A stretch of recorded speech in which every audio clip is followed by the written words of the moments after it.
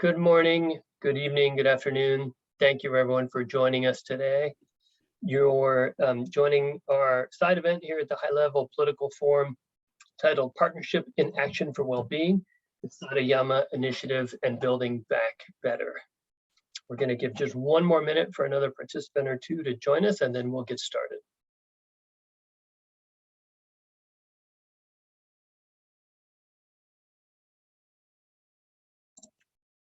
Okay, I see our numbers are coming up, so I think we have most of our participants. So once again, thank you all for joining us today at our side event, Partnership in Action for Wellbeing, the Satoyama Initiative and Building Back Better. The side event today is organized by Conservation International, the Global Environment Facility Small Grants Program at the United Nations Development Program, the United Nations University Institute for the Advanced Study of Sustainability, the Secretariat of the Convention on Biological Diversity, and the Ministry of Environment of Japan. My name is John Buchanan, and I'm Vice President of Sustainable Production at Conservation International, and it's really an honor to be hosting you here today and organizing this event. We're very thrilled to have a terrific range of speakers here with us today. So Conservation International has been involved in the Sariyama Initiative for many years, since its very early beginnings back in 2010. And we've been involved in the steering committee of the partnership ever since. And it's really been a pleasure and quite thrilling to see the international partnership grow from just around 50 members in the early days to now over 300 member organizations today. So Risa, if we could get to the first slide. Before we jump into our event, I wanted to provide just a little bit of content in terms of why we're here today and why are we having this conversation. And I think most all of us know here that we as a global community are facing a series of critical and important global challenges, and in the climate crisis, in the biodiversity crisis, poverty alleviation. And we know that these are very serious challenges, and while there's been progress made over the last decades in addressing some of these issues, we have not reached the scale that we need, we've not reached these solutions at the speed at which we need, and we've not reached the permanence that we need in solving some of these challenges. And that's in part because these issues are so interconnected. And too often we tend to look at these issues because of the complexity, we tend to look at them individually or try and deal with them in a piecemeal fashion. And that makes it harder to solve them because they are so interconnected. So for example, we know if we deal with climate change through decarbonization only, and we fail to protect and sustainably manage nature and preserve the role that it has in solving for climate change, there is no way we can keep global warming below 1.5 degrees. We also know if we focus on conserving biodiversity through strict conservation measures that ignore the livelihoods and economic needs of people living in and around those areas, those conservation gains will not last.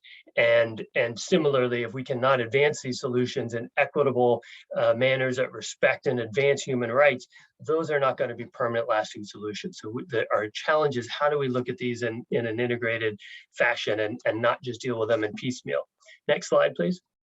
And of course, we know that the resources that we all depend upon are under continued pressure. Our fisheries are under pressure, growing pressure. We continue to lose forests. Agriculture and pasture lands continue to expand and remain some of the leading drivers of deforestation. And yet, we are also losing croplands to land degradation every year. So those resources are under growing pressure. Next slide, please.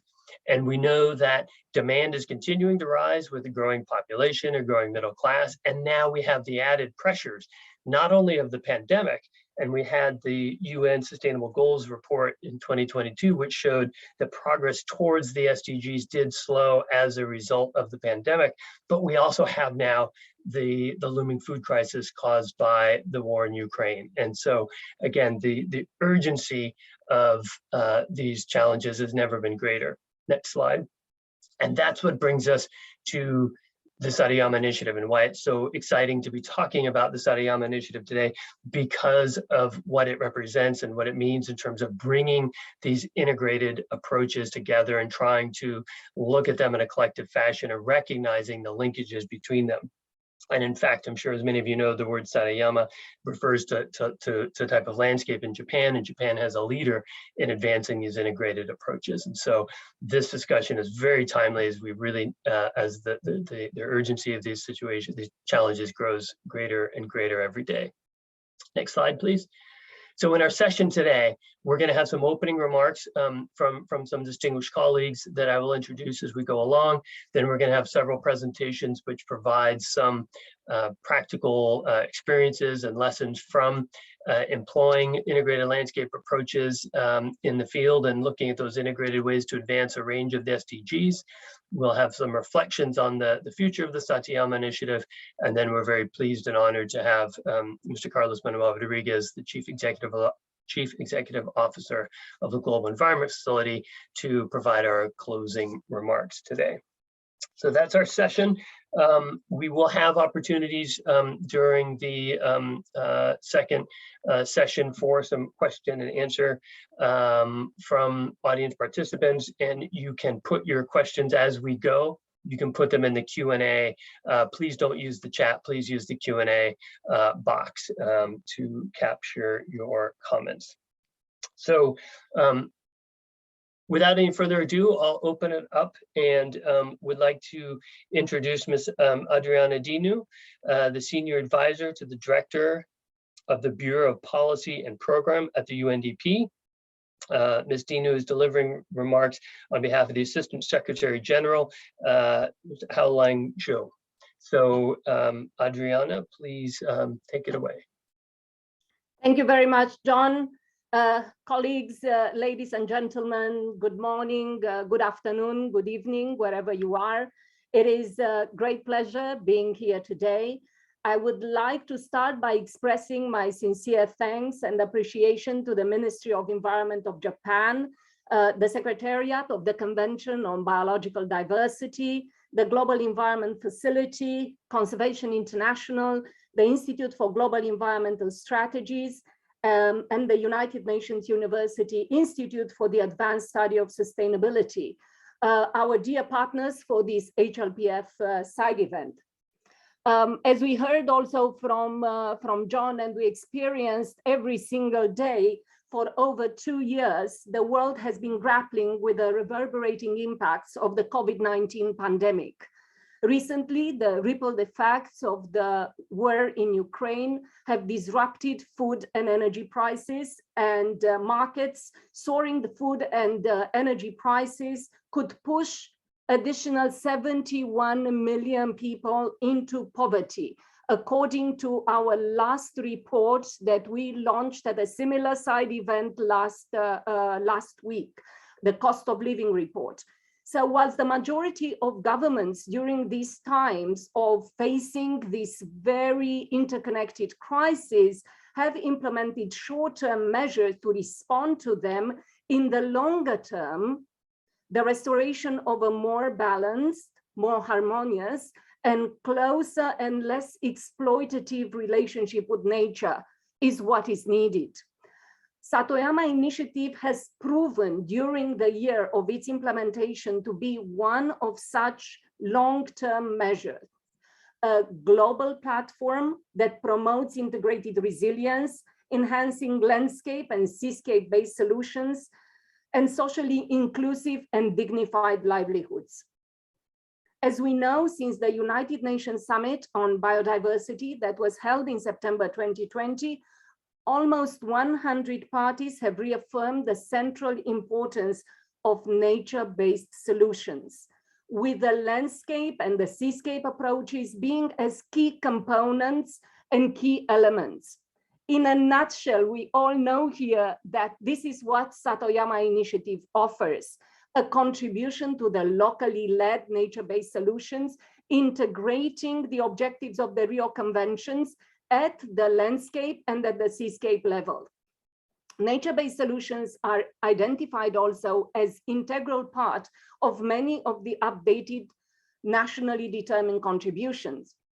Under UNDP's climate promise, where we work with 120 countries to support their NDCs, 90% of submitted national determined contributions include targets related to land use and forestry sector. So nature-based solutions get their recognition. Last month, we had the Stockholm Plus 50 conference, and that called for real commitments to really urgently address environmental concerns and having a just transition to sustainable economies that work for all, placing human well-being at the center of a healthy planet and prosperity for all. The need to protect and incorporate the role of traditional knowledge of indigenous peoples and local communities is essential and is highlighted in the UN Decade of Ecosystem Restoration. The Community Development and Knowledge Management for the Satoyama Initiative, or how we call it for short, CONDEX, with funding from the Japan Biodiversity Fund of the SCBD, has over a decade experience on how to structure and how to deliver this integrated nature-based solution for socio-ecological landscape resilience, focusing on the key role of partnerships for local and landscape level actions and lessons in multi-stakeholder governance. Since its inception, UNDP had the privilege of delivering CONDEX through the JEF Small Grants Program in close collaboration with the partners that have gathered here today. The 20 socio-ecological production landscapes and seascapes supported through CONDEX are a testament to the power of grassroots human actions for ecosystem restoration, supported by a network of nearly 400 civil society-led efforts. I would like to give some examples, so I'm not speaking in the abstract on all these global contexts. In Mongolia, pastoralists and farmers in the Selenge region, in partnership with the local government, were able to restore 30,000 hectares of landscape of the fragile steppe ecosystem. This is an ecosystem very dear to my heart, which enhanced resilience and productivity and improved livelihoods of over 3,000 people. In Indonesia, indigenous people, particularly indigenous women, worked to recover traditional food crops and restore 2,800 hectares, enhancing food security. Later this year, parties of the Convention on Biological Diversity are expected to renew their commitments to the Post-2020 Global Biodiversity Framework, including a target to increase the global coverage of the protected and conserved areas to 30% by 2030. This objective, I think we will all agree, that will not be met without reimagining conservation as fundamentally socially inclusive, as has been promoted through the Satoyama Initiative, and it is aligned with the UN Secretary General call to action on human rights. UNDP is committed, together with our partners, to expand and strengthen the work of CONDEX and redouble our efforts to support the locally led sustainable development by building on the highly successful experience of JEF Small Grants Program over the past 3 decades, as well as other initiatives. Thank you very much. Thank you, Adriana. Appreciate your comments, and it's sobering to hear that recent figure of 71 million additional people pushed into poverty. That puts a really sharp point on the need and the urgency of everything we're talking about, but also appreciate the optimism and the positive features at the end in terms of talking about how the commitments from the countries and capturing the nature-based solutions and commitments to advancing socially inclusive solutions. So thank you very much, Adriana. That's terrific. Next, I would like to turn to Ms. Ji-Hoon Lee, Director of the Science, Society, and Sustainable Futures Division of the Secretariat of the Convention on Biological Diversity. Is also one of the co-funders of this event. So Ms. Lee, you have the floor. Thank you, John, Mr. Moderator, and also thank you so much, Adriana, for very impactful speech. I really liked your concrete example from Mongolia and Indonesia. I really appreciate that. Distinguished speakers and participants, friends and colleagues, On behalf of the Executive Secretary of the Convention on Biological Diversity, I welcome all of you to this very important side event on the theme of Partnership in Action for Well-being, the Satoyama Initiative and Building Back Better. First of all, allow me express my sincere thanks to all the organizers and the government of Japan for contributing to the organization of this very important side event. As we have witnessed around the world and also highlighted by Adriana, the COVID-19 global pandemic has massively disrupted people's lives and livelihood and slowed down global economies. For example, over 100 million jobs have been lost or displaced in the formal and informal sectors. Over 800 million people have faced hunger in 2020. Despite all these challenges imposed by the global pandemics, we gather here today to explore ways and means to make the post-COVID-19 recovery agenda as our once-in-a-century opportunity to shift away from business as usual practice and transform our production and consumption patterns towards sustainability. The discussion at this side event is also very much relevant to the ongoing development of the Post-2020 Global Biodiversity Framework, which has reached its advanced stage of negotiation under the Convention on Biological Diversity. While this process has been delayed due to COVID-19 pandemics in the past 2 years, I'm happy to inform you that the second part of the 15th meeting of the Conference of the Parties will take place at the seat of the Secretariat in Montreal, Canada in coming December. And this meeting will consider the adoption of the Post-2020 Global Biodiversity Framework. Distinguished participants, the Satoyama Initiative is a global effort to promote the sustainable use and management of natural resources in production landscape and seascape with a concept of societies living in harmony with nature. Since the recognition by the 10th of the Conference of the Parties to CBD held in Nagoya, Japan in 2010, the Satoyama Initiative has demonstrated its value and good practices as an approach to support the implementation of the Strategic Plan for Biodiversity 2011 to 2020, with special focus on the second objective of the convention. In particular, through this initiative, various on-ground projects on sustainable management of landscape and seascape, again, as you have heard from Adriana, have been implemented, delivering concrete outcomes for securing human well-being while protecting and restoring biodiversity.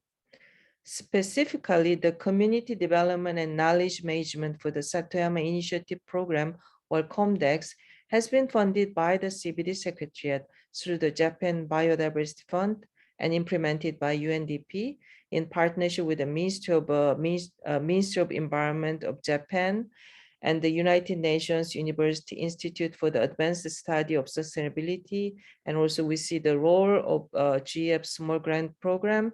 So it has been really the very much, the beautiful work of collaboration among important partners and actors and around the world with so many local partners also. Taking this opportunity, I'd like to convey the Secretary's sincere appreciation to the government of Japan for their generous financial support and the leadership role in facilitating achievement of Aichi biodiversity target through the first and second phase of the Japan Biodiversity Fund, which enabled national level implementation, global level partnership, and capacity development, including through COMDEX and various other initiatives. I cannot name all of them. There are so many numerous initiatives that has been benefited from JBF toward the society in harmony with nature. The COVID-19 pandemic has been a wake-up call to the vulnerability of our socio-economic system. It is now our collective responsibility to achieve an inclusive and sustainable recovery so that our future generation can live on a healthy planet. As such, the draft Post-2020 Global Biodiversity Framework is expected to provide a roadmap on how we can urgently halt and reverse biodiversity loss and address the interlinked crisis of climate change, land degradation, desertification, and pollution. I invite all of you to share your insights and experience to contribute to these important endeavors toward sustainability. Thank you for your attention. Thank you, Ms. Lee, very much, and really thank you for your work at the CBD and emphasizing today in your comments the really fundamental role that biodiversity plays in ensuring that healthy planet that all of us need going forward. And I would also reiterate your thank you that you offered to the Japanese government for their support of these processes. Thank you very much.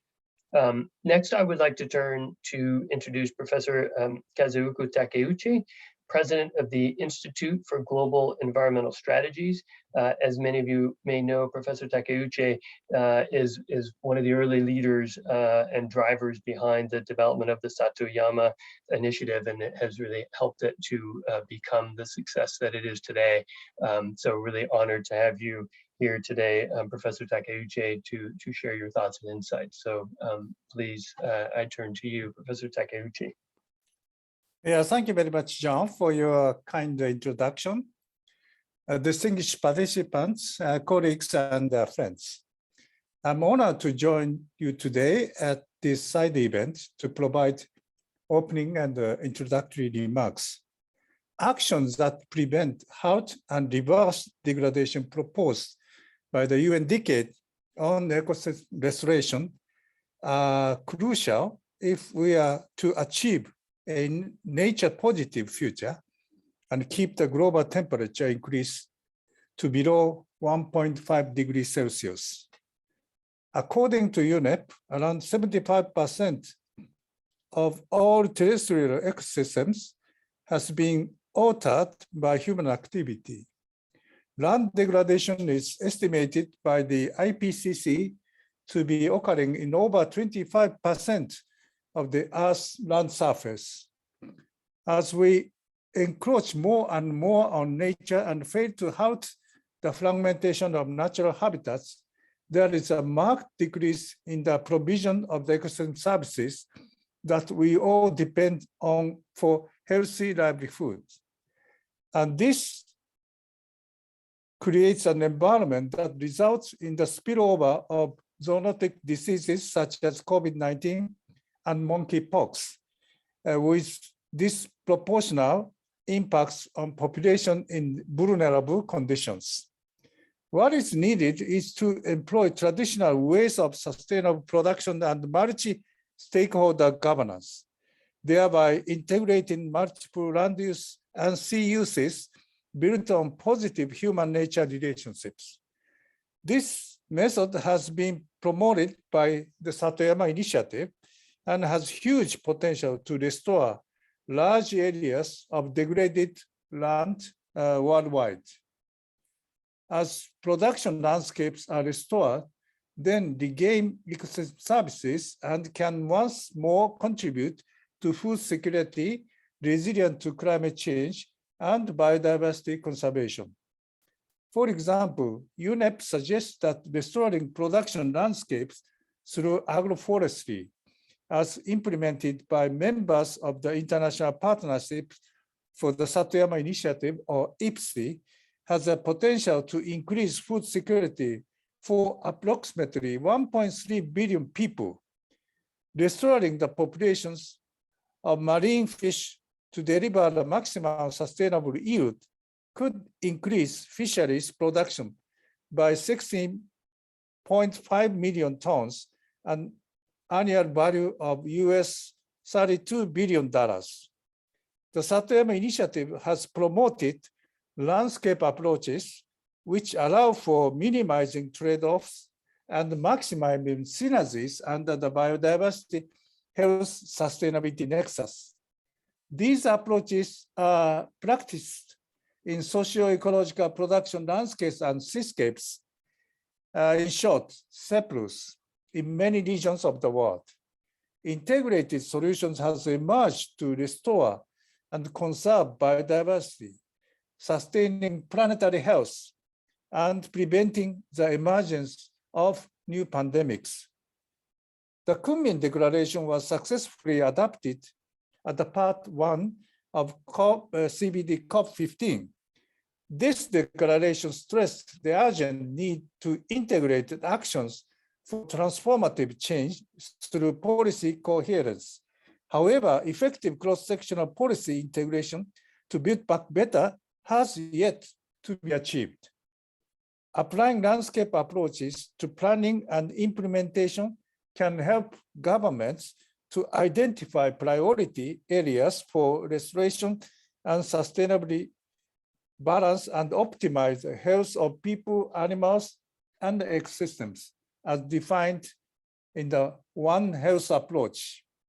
The Satoyama Initiative provides support to governments and community organizations so that they can restore production landscapes and seascapes.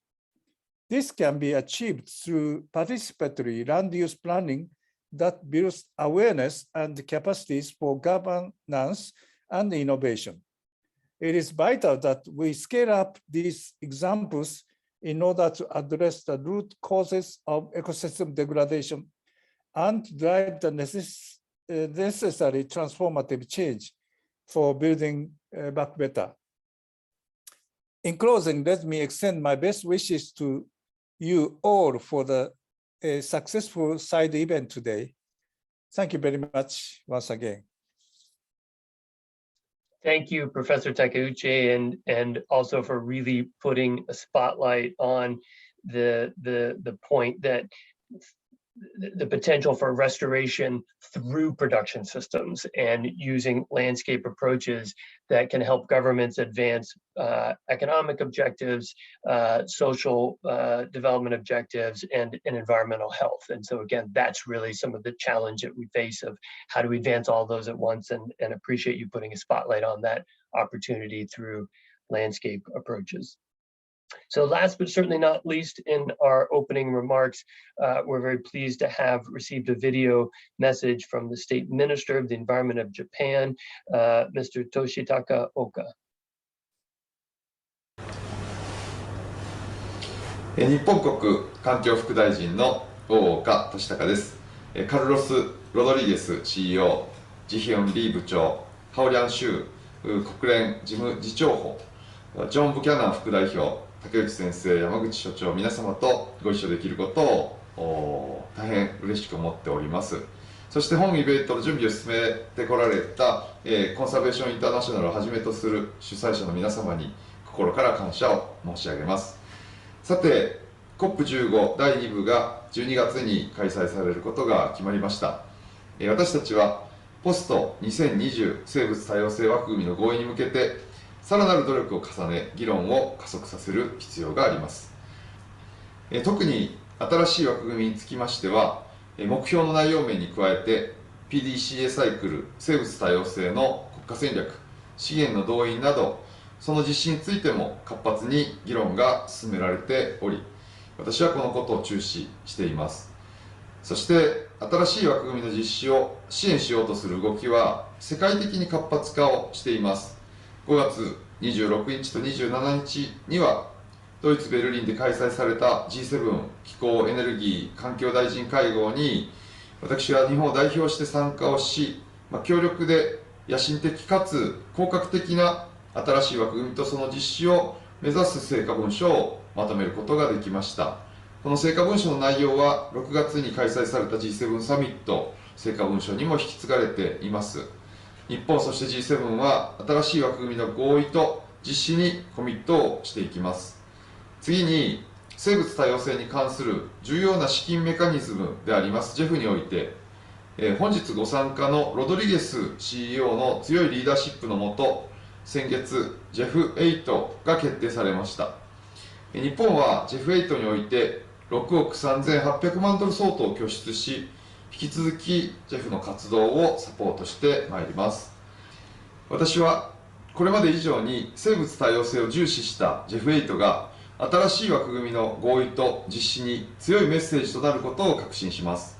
そして今後のコムデックスの実施や JEF による途上国の生物多様性国家戦略支援プロジェクトにおいて UNU を中心に作成が進められている生物多様性国家戦略におけるランドスケープアプローチの適用マニュアルを活用いただくなど JEF8 と里山イニシアティブとの関係強化、そして JEF8 の新しい枠組みへの貢献を期待しています。最後に里山イニシアティブについてお話をします。このイニシアティブが積み重ねてきた地域の自然資源の保全と持続可能な利用に関する良き実践は、農業システムの多様化による農林水産物の持続的生産や付加価値の高い農業活動、エコツーリズム等の新たな生計手段の開発などの活動を通して地域のウェルビーイングの向上にも貢献してきました。この経験が新しい枠組みの合意と実施に役立つことを確信しています。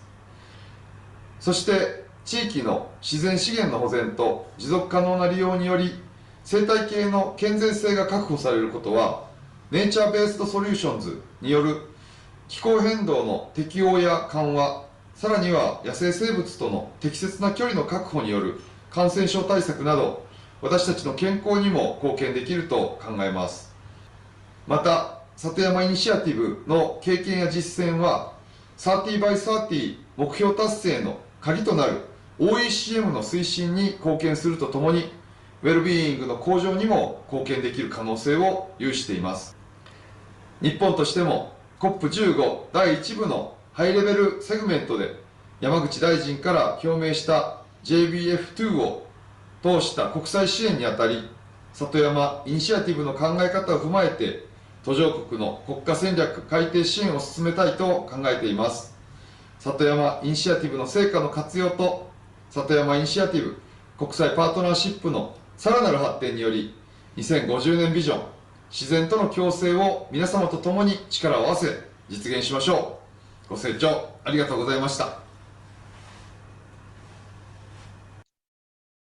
Thanks again to Mr. Toshitaka Oka and the Ministry of Environment of Japan for their remarks today and for their leadership in biodiversity globally and advancing integrated landscape approaches. So that brings to a conclude the first part of our program today. And now we're going to pivot and transition a bit to hear from a handful of speakers who are going to share some experiences and from implementing integrated approaches in the field, so we can hear a bit more about how is it working, what does it look like in practice, because I think that's what many of us want to know. How do you really make it work? And so we have some terrific presentations today. And I would note as well, a reminder to all that there are opportunities for you to ask questions to the speakers in this next session. If you would like to ask a question, please use the Q&A tab at the bottom of your screen, and that will capture your questions, and we'll try and get to them at the end of the presentations. So moving right along then, I would like to open it up with our first set of speakers, and like to introduce Ms. Yoko Watanabe, who is the Global Manager of the Global Environment Facility Small Grants Program based at UNDP. And Ms. Watanabe will open with some comments and then pass to her colleague, Mr. George Ortson, National Coordinator of the program in Ghana. And as I think many of you know, the Small Grants Program is responsible for the work of the Comdex program in Ghana under the Satoyama Initiative. So Ms. Watanabe, please proceed. Thank you very much, John, and dear friends and colleagues. It's a great pleasure to be here again at the high-level political forum side event on Satoyama Initiative. It's always a delight and also a highlight of the HLPF for me, for somebody who have been involved in the Satoyama Initiative from the conceptual stage before the COP10 in Nagoya. So it's a pleasure to introduce further on the Comdex program, which stands for Community Development and Knowledge Management for Satoyama Initiative, as it has been highlighted earlier by Adriana and the State Minister and other speakers. And I'll be very brief in introducing the overview of the program and the role of the Small Grants Program, while George will be really diving in to the approach and results in the field from Ghana, which is among the 20 countries that we have supported under this program. And then, as it is really widely known now that the root causes of COVID-19 pandemic lie in the degradation of ecosystem and loss of biodiversity, and it is critical to promote collective efforts to restore ecological balance and prevent the likelihood of pandemic emerging in the future, and also to contribute the Sustainable Development Goals. So launched in 2011 after the COP10 in Nagoya, COMDEX is a flagship program of the Satoyama Initiative, having concrete actions and demonstration activities on the ground. And it's being funded by Ministry of Environment of Japan through the Japan Biodiversity Fund of the CBD. And COMDEX has been implemented by UNDP through its vast network of country offices and country programs through the GF Small Grants Program. We're celebrating the 30th anniversary of the GF Small Grants Program this year, and we're having an expanded sort of program in 128 countries right now, supporting local communities and CSOs in addressing global environmental issues and improving livelihood at the same time. So the Small Grants Program is really proud to be a core member of the International Partnership on Satoyama Initiative and support a concrete local action led by civil society and community-based organizations to conserve and restore the ecological balance, but at the same time strengthen the governance and institutional sustainability of the socio-ecological production landscape and seascape. And the COMDEX model and tools has been not only demonstrated in these 20 countries, but we have actually expanded and provided inputs for the development of the landscape and seascape approach. And it's been replicated and upscaled in most of the 128 small grants programs, country programs. And for the past years, we have been promoting institutional and financial sustainability of these landscape and seascape approach by partnering with Biofin and others in exploring sustainable financing, not only at the national level, but really apply that in the local level. And we have also been supporting local actions to support the governance of the institutions in the landscape, and also make sure that these geographical areas and approaches are incorporated and be a part of the development plans and sectoral strategies, so that we can implement further the other effective area-based conservation measures that has been committed at the CBD. So we really look forward to furthering the program with wide range of partners and provide valuable contribution to the implementation of the Post-2020 Global Biodiversity Framework as it gets agreed later this year. With this short introduction, I'm really a pleasure to pass the floor to George, who will be really showing the concrete example from the field, and also a good friend from Ghana, Alfred Otengaboy, will be also the supporting on the initiative later. So thank you very much, and the floor is yours, George. Thank you very much, Yoko, and thank you, John, and all other colleagues, wherever you are. Greetings from Ghana. I'm this morning sharing with you the community resilience in managing socio-ecological protection landscapes for ecosystem restoration in Ghana, with particular reference to the Weto landscape. The next slide. This landscape is endowed with diversified natural resources, and now it has over 1,500 species, with over 136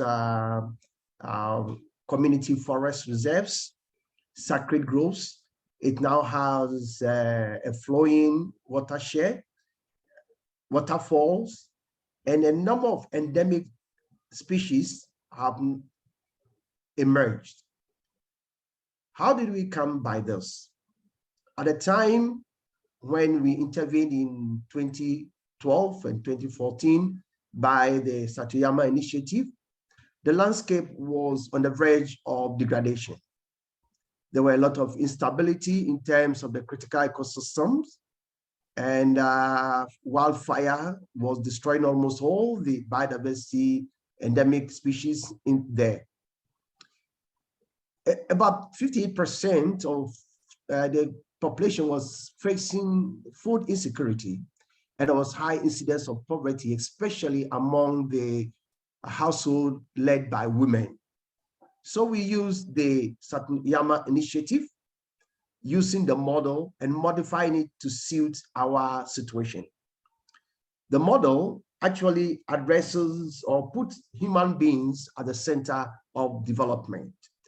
And we look at their culture, we look at their values, and how we can improve on it by ensuring that traditional systems are not destroyed, but rather enhanced. So this approach provided livelihood enterprises support, provided social inclusion for all gender, youth, indigenous people. We built partnership with government, with traditional authorities, with other stakeholders, donors as well. Then we adopted innovative climate change agroecological approaches. We adopted so many other technologies. We use the adaptive management system by consulting the community, assisting them to do local planning, building their capacities, and also facilitating knowledge, learning, and management, and then providing small grants to individuals and organizations to initiate actions that was going to promote the restoration of the landscape. Next slide. The results, as we saw, and which is now on the ground, is that it is a high level improvement in ecosystem services. Now a lot of waters are running throughout the year. We have forest restored. Now the forest cover, which at the beginning was about 24%, now it's about 70 to 75%. Food security has improved. Indigenous rice cultivation has emerged. Now there is even a rice processing facility that processes indigenous rice for the local market as well. Livelihood enterprises in apiculture, especially beekeeping and small ruminant rearing and aquaponic has also emerged. And we have built a strong institutional governance system that is able to manage the resources that are in the area. Now, on the top of it all are innovative practices, which had been the driving force of the Jeff Small Grant Initiative. And out of these, a lot of assets are being created. And for all these assets include the social capital, where we are building local change agents, environmental stewards, NGOs and CSOs networks are all emerging in the area. And at the moment, we have the WETO platform, which is a strong CSO collaborating with the government and other institutions in ensuring that they champion the cause of the environment as well. We also building natural capital, natural regeneration areas, especially on the top of the mountains, which are above 60 degrees, and they are being conserved. Then through other initiatives, CREMA, that is community reserve management areas, are also being created. And we have a lot of community globally significant biodiversity areas for species like monkeys, bats, pythons, crocodiles, and other species. Above all, there is the economic and financial capital formation, where cocoa industry has sprung up. Cocoa agroforestry is now picking up very well. And then we have a lot of small ruminant dwelling where they use the drop-in for organic agriculture. Next slide, please. Now, what is emerging is that there is an institutionalization and mainstreaming of this socio-ecological production landscape approach and other effective conserve measures in the area. Through the intervention of COMDEX, we're able to have a dialogue with the national government. And under this dialogue, we were able to promote the adoption and the financial sustainability of the SIPLs and the OECMs. And the Ghana government currently is embarking on developing a new biodiversity policy, which is incorporating all these into the new policy. So it is a good plus. Then within the landscape, there is integrated approaches to conservation, sustainable financing, and mainstreaming of biodiversity in almost all the interventions at the district level and also at the national level. Then we are building synergies and co-benefits between conservation of biodiversity, climate change, mitigation, and adaptation. So there's that mixture. And this is coming up with a model which is actually bringing out very good results. Next slide, please. Now, from the intervention, we now have 4 area-based actions, or 4 areas which are based for candidates as, or who are potential candidates for the OECM. First, we have the natural regeneration areas on the ridges. These are what the communities have reserved. Then we have the community conserved areas for the bats, crocodiles, butterflies, monkeys, etc. Now, all these areas have not been gazetted by government, but they are being managed by traditional rules and norms. They are geographically delineated, and it has been agreed by the people not to destroy or not to expand or not to alter the areas. Then we have an effective governance system, traditional governance system, which is being respected by all. We have also identified a lot of management objectives for ecotourism and other activities, which is currently being promoted. There is also a strong, effective in-situ conservation practices, especially for biodiversity conservation. And then also a strong probability of conserving outcome, which will be achieved into the long term. So at the National Biodiversity Dialogue, it was accepted that Ghana will adapt the landscape approach to biodiversity conservation and also to agricultural development as well. Now, in conclusion, the next slide. This effort or this intervention has urged on the Ghana government to embark on certain activities which is helping draw back further or better after the COVID. Ghana is developing a new biodiversity policy. And this, the focus is to ensure harmony with nature. That is the vision of the policy, of the new policy. The country has also in the policy adopted socio-ecological production landscape approach as a means to institutionalizing and mainstreaming biodiversity funding, biodiversity conservation, and conservation of hotspots within the country outside the gazetted areas.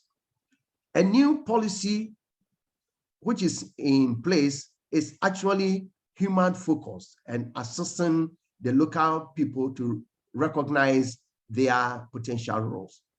It is promoting dialogue.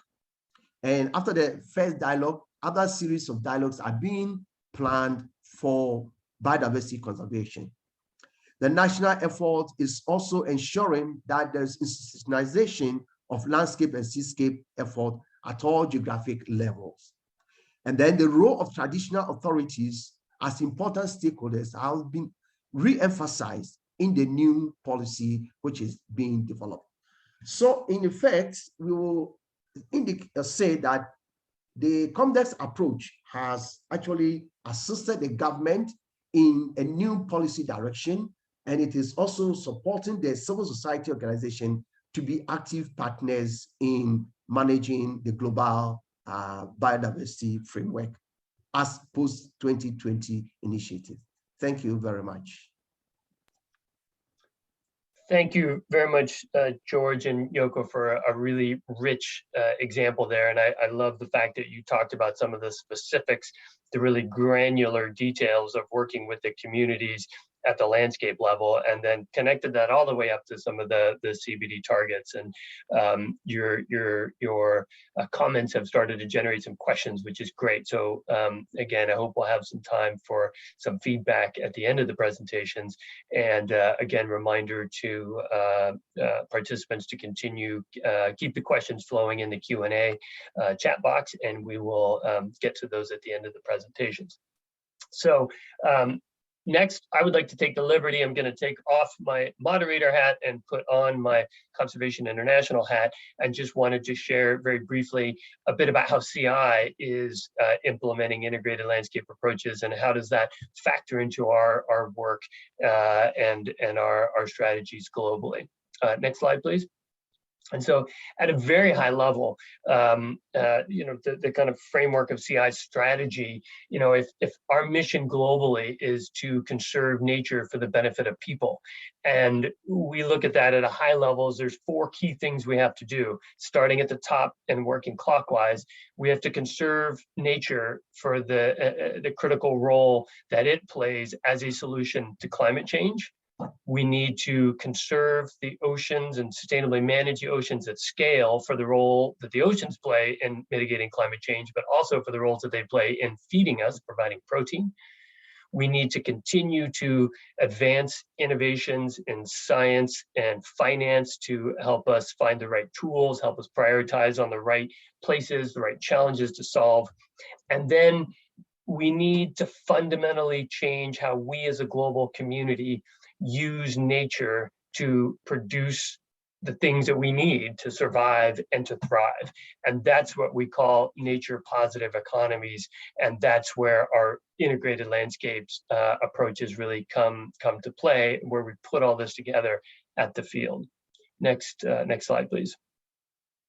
So my team's goal is to transform 40 million hectares globally, working with our field programs, working with our partners around the world, to what we call nature positive economies. That's trying to drive this transformation from economic models that are based on degradation and destruction of nature to economic models that can sustain and restore and enhance nature, while also supporting economic development and improving human well-being.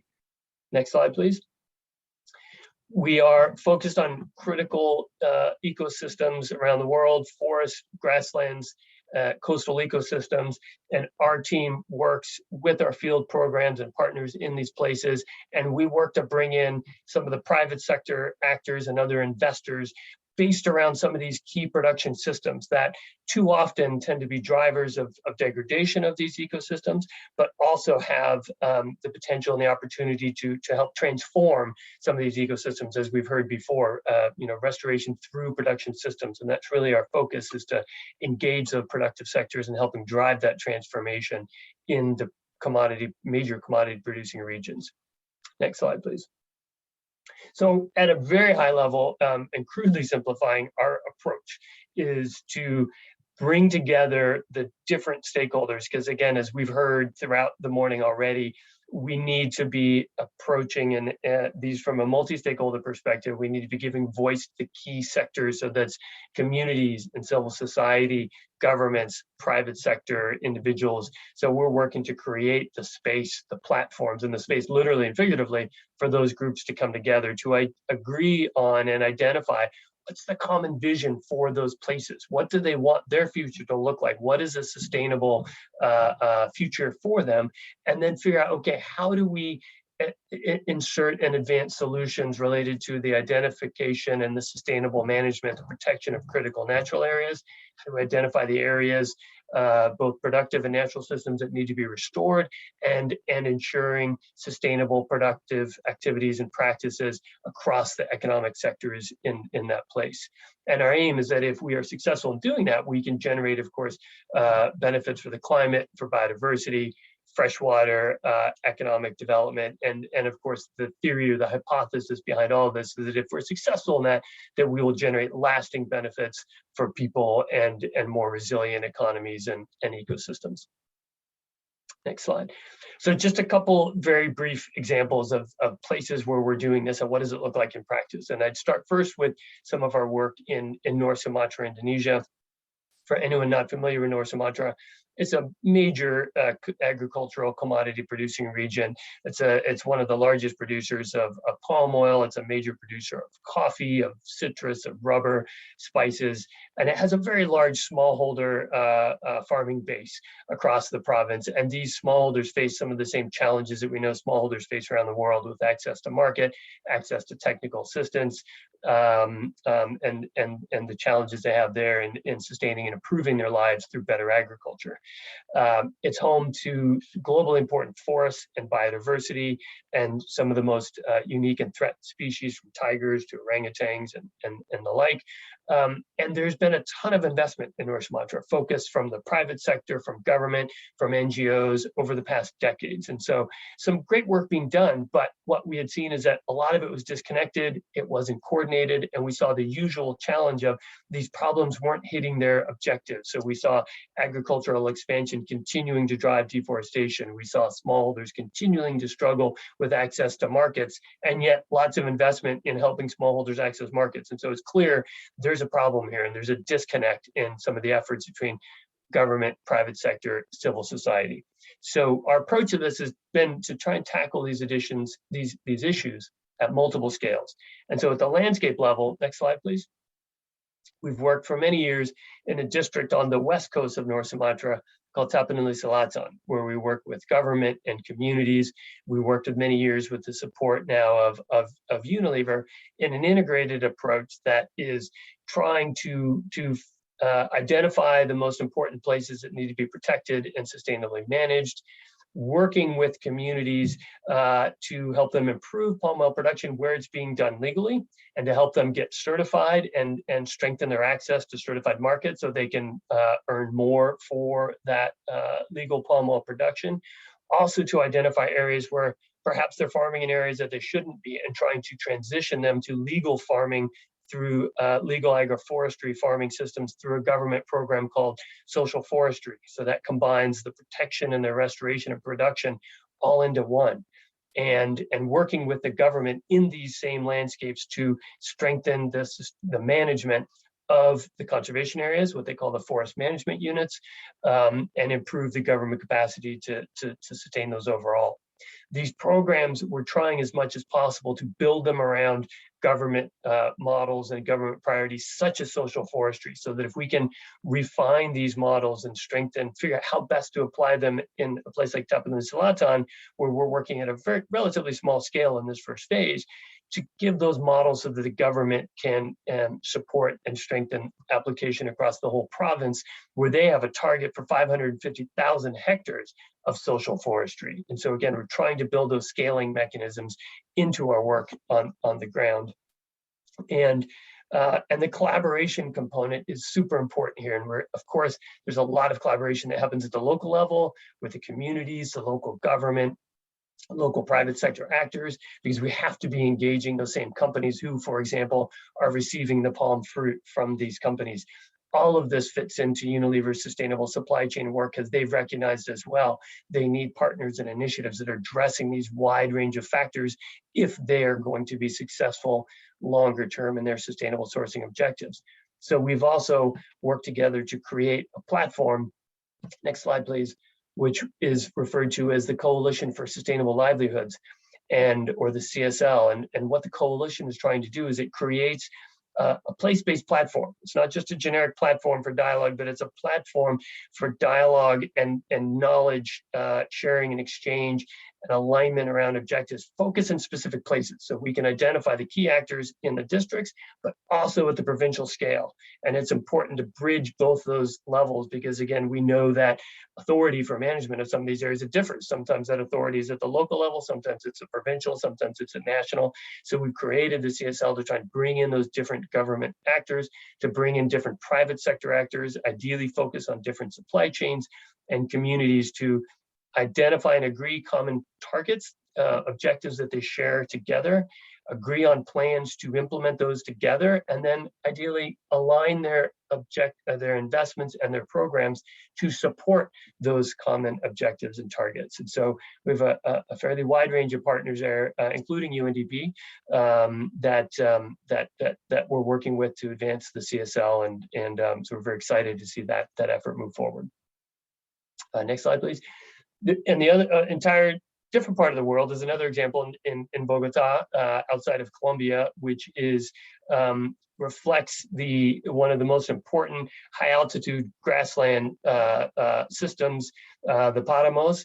And not only are these areas extremely important for biodiversity as the largest high Andean grasslands, but also because they provide water for 12 million people that live downstream in Bogota.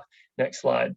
And the challenges that we saw there were, potato production that was having a heavy impact on the hydrological systems, dairy farming, again, things that were disrupting water supplies, creating pollution, deforestation, and really threatening that water supply for the downstream communities, in addition to the impact on biodiversity and climate change.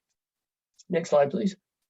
So our teams and our partners on the ground began, again, kind of years ago, a multi-sector approach with communities and with government to try and bring together the conservation measures, sustainable agriculture practices, to bring these together.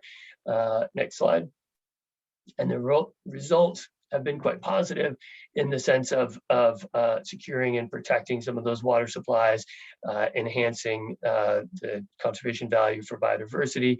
And again, it's a good example of kind of looking at the multiple services that these areas can provide, and working with communities to find better agricultural practices so they can continue and sustain those livelihoods, but really protecting that important ecological service that those high altitude grasslands provide. With their water flow to Colombia, to the city of Bogota. So just a couple examples there of how what this looks like in practice, and how we're trying to bring these ideas of integrated landscapes to life. So next, I would like to turn to another colleague, Professor Rashid Titumir, professor and chairman of the Department of Development Studies at the University of Dhaka. Professor Titumir has been involved in the Sariyama Initiative for many years. He's contributed to not only the scholarly academic publications, but also leading work in the field to put these ideas into practice. And so we look forward to hearing from Professor Titumir and some of his experiences and lessons. Please take it away, Professor. Thank you, John, for the kind introduction, distinguished colleagues and participants. Thank you, organizers, for the side event on an intersectional issue and asking me to make a presentation. I will share the community understanding of the Sundarbans. As you are aware, the Sundarbans, which is situated at the edge of the Bay of Bengal, is the largest neighboring single-tract contiguous mangrove ecosystem in the world. It is a unique socio-ecological production landscape and seascape, or sepals, a composite ecosystem combining forest, marine, coastal, and wetland environments, located in the southwest corner of Bangladesh. The COVID-19 pandemic has posed unprecedented challenges to people's lives and livelihoods in the Sundarbans. For example, our field survey suggests around 95% of the traditional resource users in the Sundarbans lost massive share of their income during the nationwide lockdown. On top of this, the coast of Bangladesh was struck by super cyclones Amphan, Yas, leaving crops, infrastructure, and coastal protection embankments damaged, which further negatively affected the production and livelihood options. Now they are struck by cost of living crisis. Moreover, due to the absence of universal social security programs in the country, the economic fallout of the majority of the people was exacerbated. The ongoing health crisis and livelihoods insecurity resulting from COVID-19 and cost of living crisis are marginalizing the forest people and also creating a metabolic rift, a disruption in the ecosystem balance caused by a break in the producer, consumer, and decomposer cycle in the ecosystem. This imbalance in the ecosystem cycle has led to the increased ill-being of the forest and its people. Second slide, please. The previous one.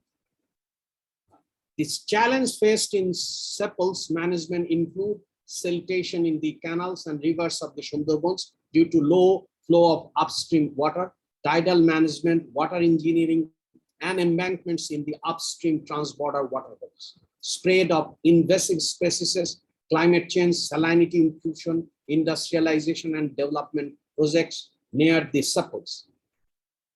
And on the contrary, to face these challenges, the indigenous peoples and local communities have adopted various innovative and participatory local approaches and actions to manage the sepals' sustainability for ecosystem health, animal health, human health, and livelihood security.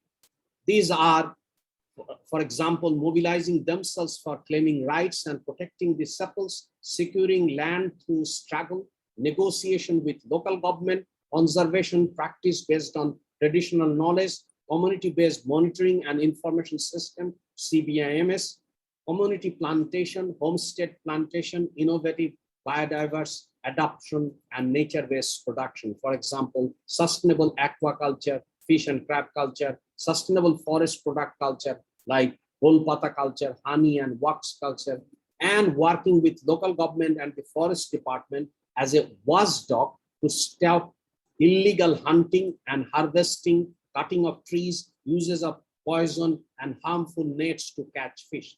Slide 3, please. Next slide.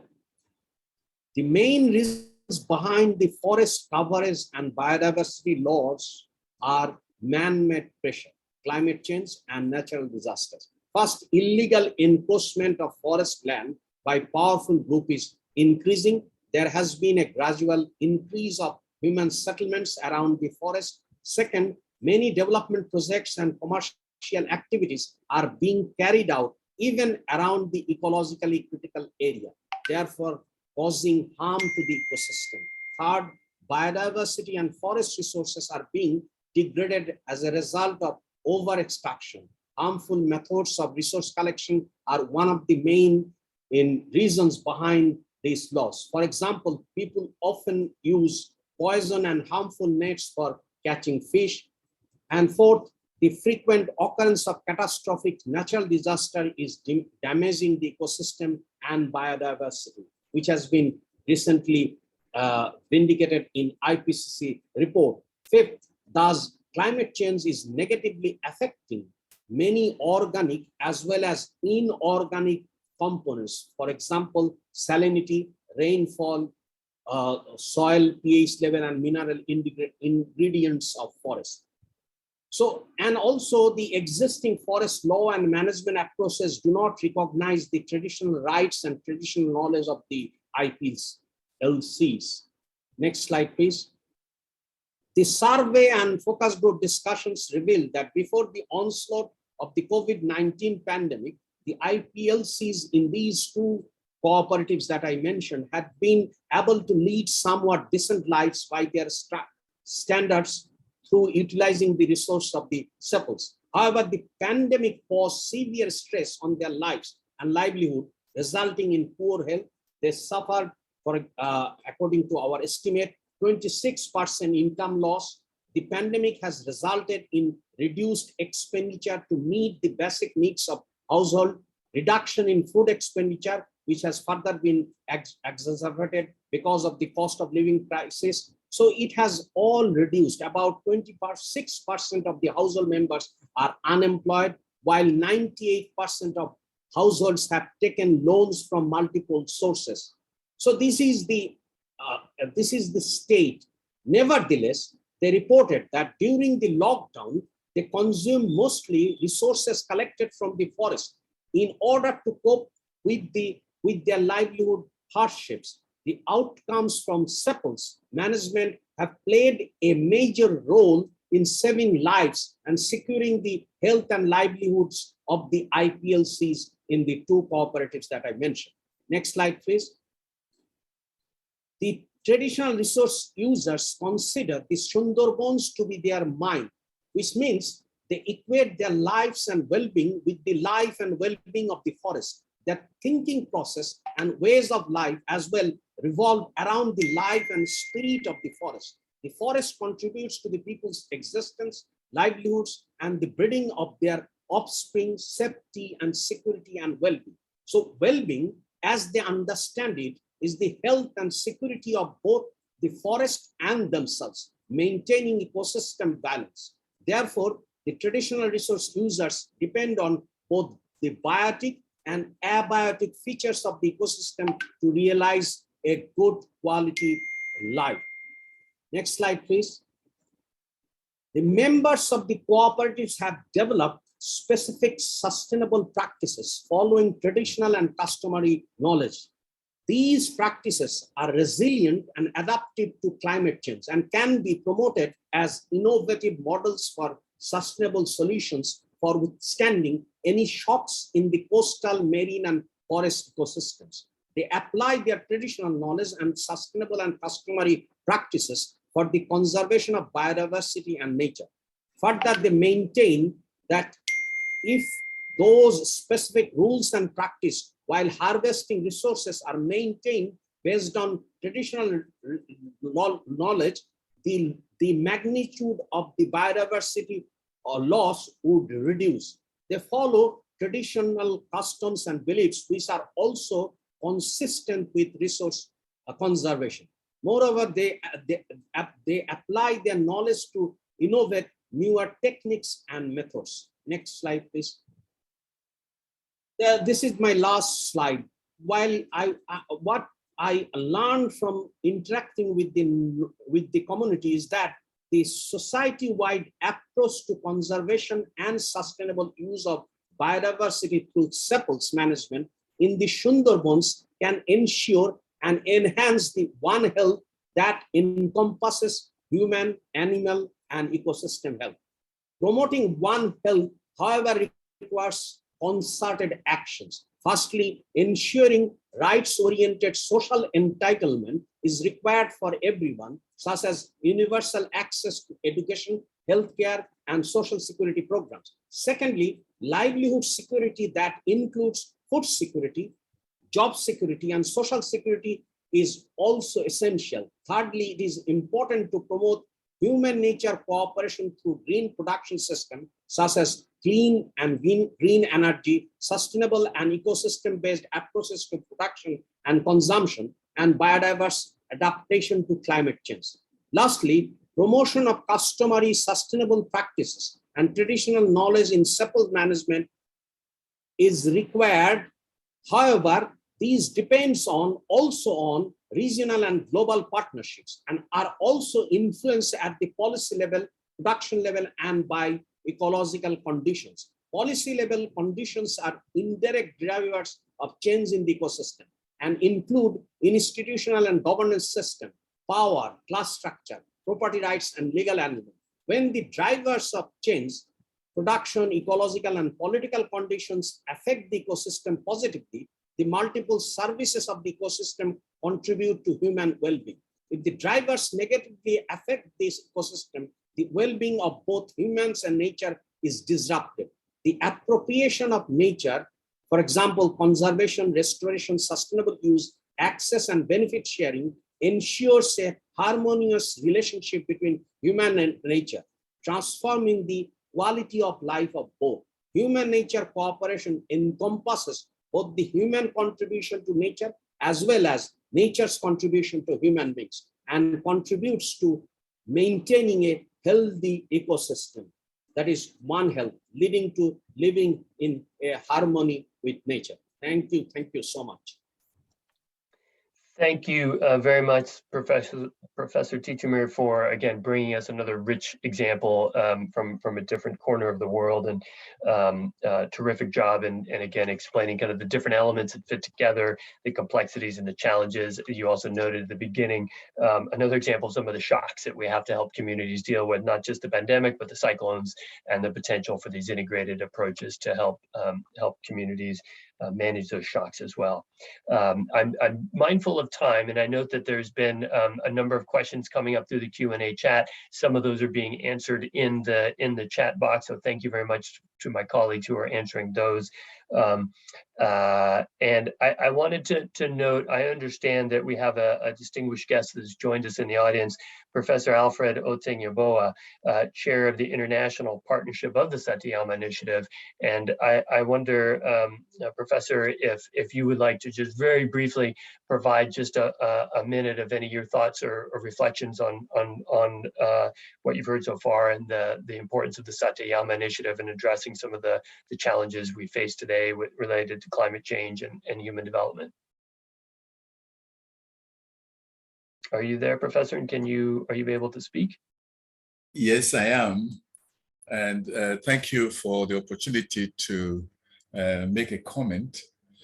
It's unfortunate I had some difficulty joining, but I've just joined. So I do not know what people have already said, but definitely my desire is towards 2030. We want to be able to have a global biodiversity framework that answers many, many of the issues that are bedeviling the communities in our countries. And so when programs of this kind are made, I think our desire is always to just be attentive, listen to the layouts that are there and pick on from them and use the information that is there for the benefit of our people. So thank you very much, John, for the opportunity to actually make a comment. Thank you. Thank you, Professor, very much for joining us, and thank you as well for your leadership in advancing the Sariyama Initiative, which is such an important global effort. So again, thank you for that work. I'd like to, again, mindful of time, want to keep us moving in our program, and that's actually a perfect setup for the next section of our program, and we will get some insight on the future of the Satoyama Initiative. And to do so, I'm pleased to introduce the director of the United Nations University Institute for the Advanced Study of Sustainability, Dr. Shinobu Yume Yamaguchi. UNU-IAS is the host of the Secretariat for the International Partnership of the Satoyama Initiative, and of course, one of the founding organizations of the initiative itself. And so Dr. Yamaguchi, please, the floor is yours to give us some thoughts on the future direction of the Satoyama Initiative. And then after that, we'll hear our closing remarks from Carlos Manuel Rodriguez, CEO of the GEF. So over to you, Dr. Yamaguchi. Okay, thank you very much, Mr. Chairperson, and thank you very much for all the speakers with the brilliant examples and very important questions posed. Ladies and gentlemen, from COVID-19 to unprecedented heat waves, coral bleaching, to the collapse of the fish stocks, our failure to tackle the biodiversity crisis has very severe consequences. If we do not upscale our effort to reverse this trend, the crisis will further damage our health economies and societies with disproportionate impact on people in vulnerable circumstances. In 2021, in fact, the UN Human Rights Council adopted a historic resolution recognizing a clean, healthy, and sustainable environment is a human right. We firmly believe in order to realize this human right, we must create society in harmony with nature. As illustrated in the important session today, this is the vision of the Satoyama Initiative. So UNU-Institute of the Advanced Study of Sustainability is very much proud to host the Secretariat of the International Partnership for the Satoyama Initiatives. In this role, we support a diverse and highly committed group of approximately 300 partners around the world, including national, subnational government, NGOs, academic organizations, youth, indigenous people, and local communities. Since its creation in 2010, as you recall, during the CBD COP10 in Nagoya, Aichi Prefecture, Japan, the Satoyama Initiative has become a beacon of innovative in multidisciplinary research, encouraging dynamic cooperation between scientific evidence and the traditional knowledge. So this is the beauty of our collaboration. UNU-IAS has incorporated, in fact, these rich experiences with partners into 251 case studies, the publication of 7 books, and a number of policy briefs. And these tangible products are based on the invaluable knowledge and practical solutions of Satoyama Initiative members to inform policy making from local communities to high-level international forum, such as this high-level political forum. Satoyama Initiative definitely has a vital role to play in building back better and achieving a nature-positive world by 2030. And in fact, UNEP estimated that every dollar invested in a restoration creates up to $30 in economic benefit. And as a nature-based solution to climate change, restoration is less expensive compared to the technology-based solution, and it brings more co-benefit for biodiversity and ecosystem services. So with this in mind, the Satoyama Initiative is now focusing on contributing to the UN Decade on Ecosystem Restoration. We have organized a series of workshops in cooperation with UNEP and FAO, and unique experiences and lessons of ecosystem restoration through the socio-ecological production landscape and seascapes are now synthesized as the 8th volume of the Satoyama Initiative Thematic Review to be published early next year. So we'll be very much happy to share those very new initiatives with all of you. I remember during the last HLPF side event, actually last year, the Mr. Rodriguez identified the role of the Satoyama Initiative as the vaccine for the climate change and biodiversity loss. He also emphasized the importance of institutionalizing the Satoyama initiatives.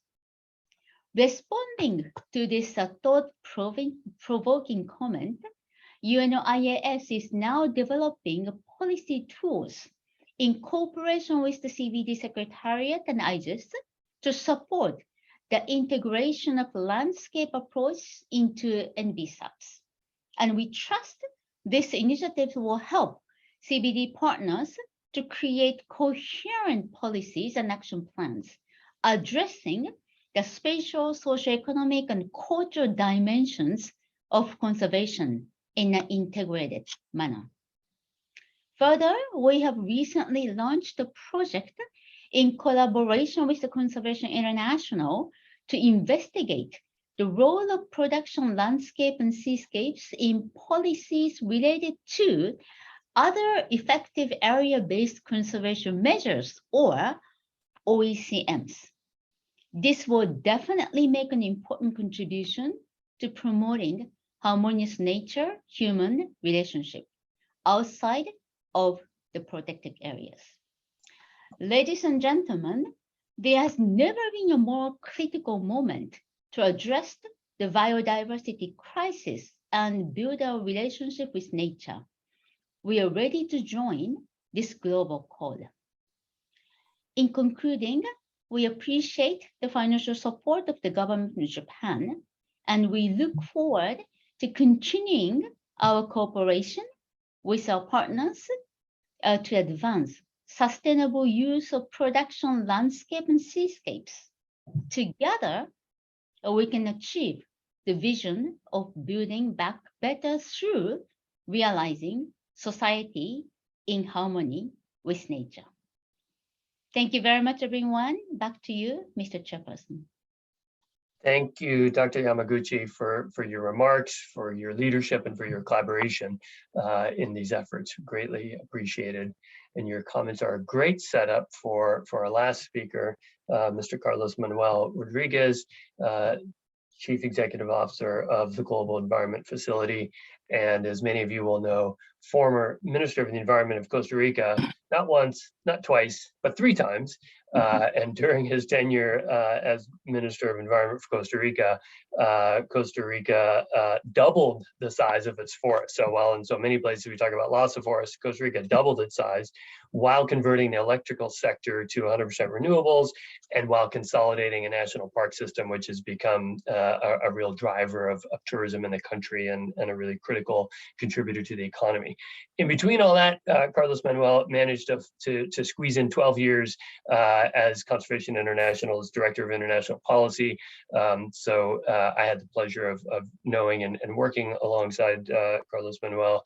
So consider your friend and a colleague. And so thank you very much for joining us today, Carlos Manuel, and look forward to your comments and wrapping us up. Oh, thank you so much, John. And let me express my big pleasure to be here today talking about this relevant topic in moments where we need vision, ambition, and consensus so we can get up to a very successful outcome in CBD COP15. I think that this high-level event during this week will contribute definitely to that expected outcome. And let me just make a small parenthesis here, John, based on what you just mentioned of Costa Rica. Costa Rica was able to double the size of our forest.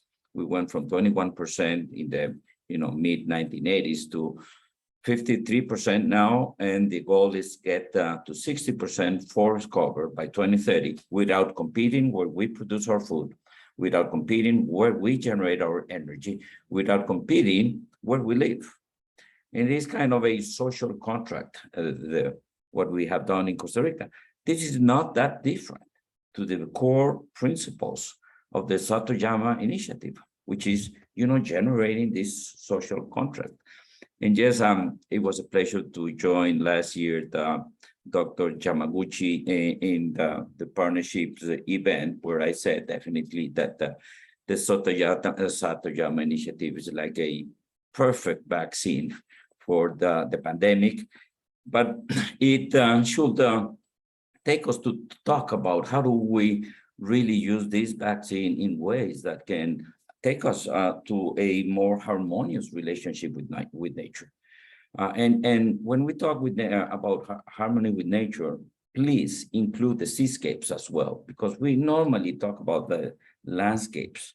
The Satoyama Initiative has a strong component on the marine realm. So let's put our mind on every single landscape and seascapes, and that is extremely important. So if into the future, building back better, the Satoyama Initiative bring us this set of the philosophical principles, but most important, tools that has proven to be successful in how we should manage those landscapes in ways that human is in the center of these aspirations and initiatives. I've been a very close fan of the Satoyama Initiative since I first heard about it in the COP10 in Nagoya. And ever since I've been able to, through my years, as you said, John, in CI and later back in the government of Costa Rica, it had a big influence on me. But now, as the CEO of the JEF, I got another great opportunity to bring the principles of Satoyama into the JEF programming as we look into JEF 8. And let me just bring a couple of elements here, which are extremely, extremely important. You mentioned in your introductory remarks, John, the concept of integration. For us at the JEF, integration should be in the center of everything. And the Satoyama Initiative wants us to manage landscapes in an integrated manner. But if we see how humans manage landscapes, we cannot say that we are doing it in an integrated fashion. I used to be Minister of Environment. I had to deal with many ministers that has a responsibility in managing natural resources in the landscape. And let me tell you, we are not on the same page. Even though there's a Paris Agreement, even though we went through the Aichi targets, there is not a clear understanding at the highest level in governments on how landscapes should be managed. And the best example is the never-ending conflict within the ministers of environment and the ministers of agriculture, or the never-ending challenges of the ministers of environment and the ministers of energy and mines. And yes, of course, we can go into many different sectors. We can talk about fisheries. We can talk about other sectors. And what we really easily conclude is that there is not a comprehensive, holistic approach from the central governments with regards to the management of natural resources. That is something that the JEF is very clear, and we have done a big change in terms of how we look into the future, particularly from JEF 8 into the future, as I said.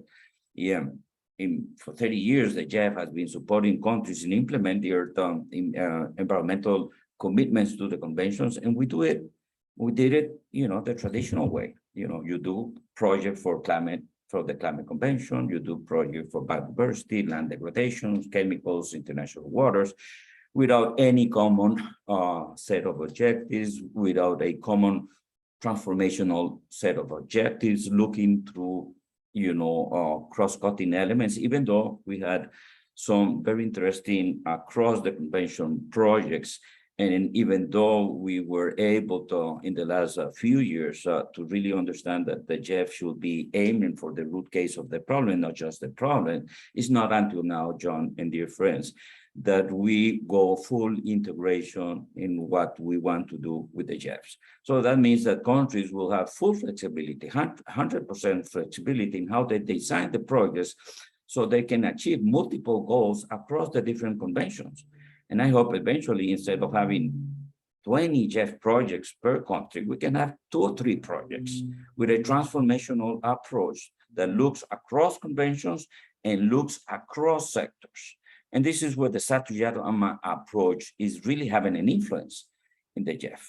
I can guarantee you that these new approaches that has been presented by JEF in JEF 8, it is the product of my work, my close work, and inspiration on the Satoyama principles. We will never manage our landscapes and seascape in a sustainable manner if we don't work across sectors. And I'm talking about primarily the public sectors in ways that they work in harmony themselves. So we need to move, and this is what I was talking last year, and then Professor Dr. Yamaguchi just mentioned. We need to move because we have learned a lot with regards to the tools on how to manage landscapes and seascapes, but we got a big challenge in front of us, and this is what the JEF is looking at. We need to have institutional frameworks that fits the landscape approach. Unfortunately, and even though we have done a lot of progress in integrated management at the landscape and seascape approach, and I hope that the JEF contributes much more in consolidating that, governments, the executive branch of governments continues to work on silos, on sectors at the landscape level. You got ministries of forestry, you got ministries of water, you got ministries of climate change, you got ministries of agriculture, you got ministries of environment and energy, all of them with different visions, without a integrated approach. We divide governments, agencies, agencies that work with renewable natural resources, agencies that work with non-renewable natural resources. I mean, there's everything in the rainbow. And the Satoyama Initiative and all of these experts must and this is the next generation of Satoyama-related challenges, must take us to a political dialogue and conversation at the highest level, whereby we can be able to deal with that major institutional failure of keeping on deciding, planning, and investing on sectors and silos. And here's where I ask myself, when I see the Satoyama Initiative and what we do, I ask myself, why do we keep on having a Minister of Agriculture and a Ministry of Environment? What is the difference between those agencies? For many people, the classic difference is that the Ministry of Agriculture is the one that does production, and the Ministry of Environment does conservation. That is a wrong response. Both of them do production. Both of them work at the landscape level with the same stakeholders. The only difference within the Ministry of Agriculture and any Ministry of Environment is that one works with domesticated biodiversity and the other with wild biodiversity, but they work in the same landscapes with the same stakeholders. So this is the kind of questions and political dialogues that we need to trigger, because the Satoyama Initiative must take us to a new paradigm in terms of the institutional framework. Otherwise, it will never achieve the 30% or the 1.5%. The GEF looks at this in a very strategic manner. What we have done with SCP is extremely important and relevant, but we want the whole GEF funding to be able to help countries to do this because, and I will conclude with this, John, two things are extremely important nowadays. One is the need for more policy coherence, and having this institutional framework at the highest political level doesn't allow us to have more coherence in development policies. We all know that we humans invest thousands of millions of more resources in activity that destroy nature and contribute to climate change than what we invest in protecting nature. So that is the best example of policy incoherence. And the policy incoherence is very much embedded, rooted in the institutional framework. So I challenge you all to look into the future and begin working on a new institutional framework, a new decision-making setting in the public sector that matches the principles of the Satoyama Initiative. And my second objective here, John, today is that it has to do with resource mobilization. So being able to fulfill the 1.5% and 30% and the pollution-free environment that the multilateral conventions wants requires mobilization of financial resources from all sources. At the end of the day, when you do the analysis, and we did it, John, during the GEF replenishment that just ended, it is not just a matter of putting more resources to narrow the global financial gap. It is a matter of political coherence and integration, what will give us that. If we stop investing in activities that they destroy nature, the cost of protecting nature will decrease in 80 to 70%. So we aim for GEF aid into that. My final point here is to recognize the role that the Japanese government has had, not just in the Satoyama Initiative, but also in the GEF throughout the history. Japan has been one of the strong supporters of the GEF, and this last replenishment was not an exemption. I thank the state minister for the words that he sent to today. Be assured that the GEF will be bringing the Satoyama Initiative at another different level.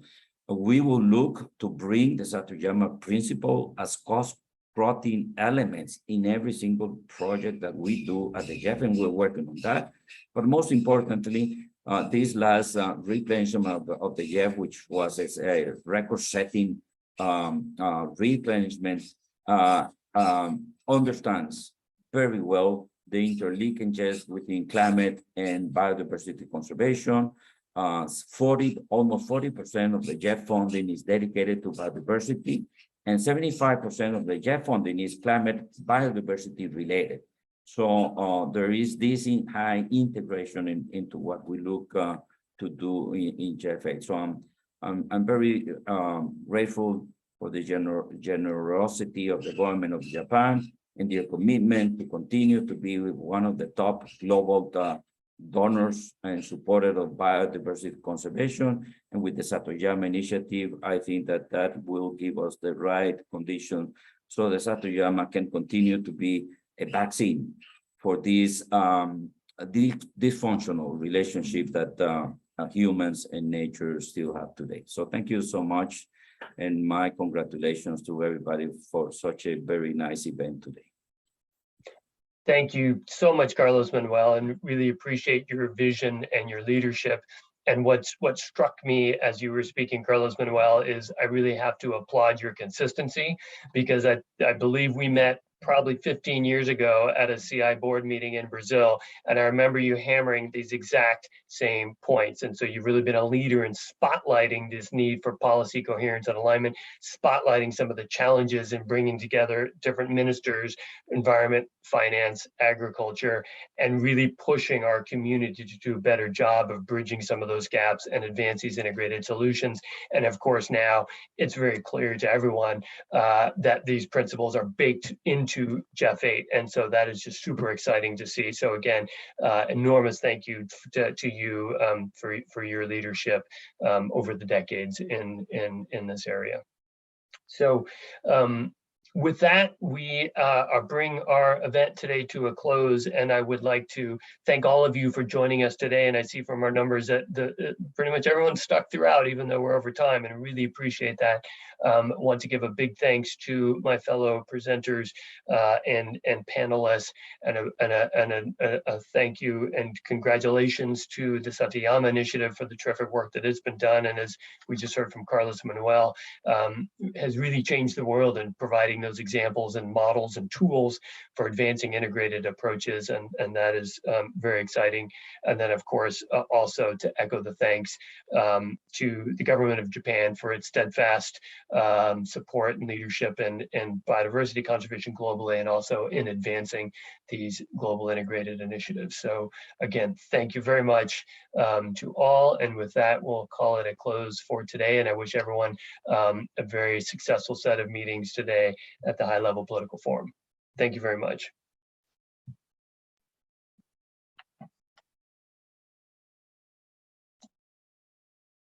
Thank you.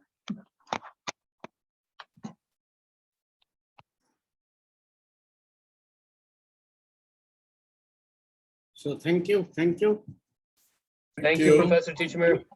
It's good evening from here. I'm sure you have a good day. Okay. Thank you very much. Thanks for staying up late. Thank you. Bye-bye. Thank you, Professor. Oh, hi, Alfred. Thanks. Hi, William. Thank you. Thank you very much. Thanks for making it. Yeah. Glad you could. Yes, I was just lucky. Yeah. I had so much difficulty entering, so I didn't hear many of the comments that I had made earlier. So, okay. And John, thank you for spotting me.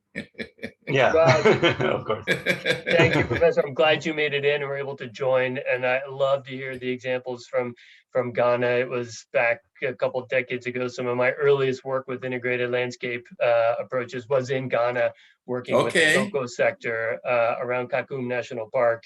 That's right, yes. And with Kwapa Cocoa and throughout that region. So really exciting to see Ghana's continued leadership in this area. I just wonderful, wonderful. That's great. Yes, yes, good. Thank you all. Thanks, William and Risa, for your leadership in pulling this whole thing together. No problem. Glad all went well. Yeah, went perfectly. Thanks a lot, Risa. No problem. So I'll send the recording to everyone as soon as it's generated by Zoom, and then we can always catch up offline. Yeah. Perfect.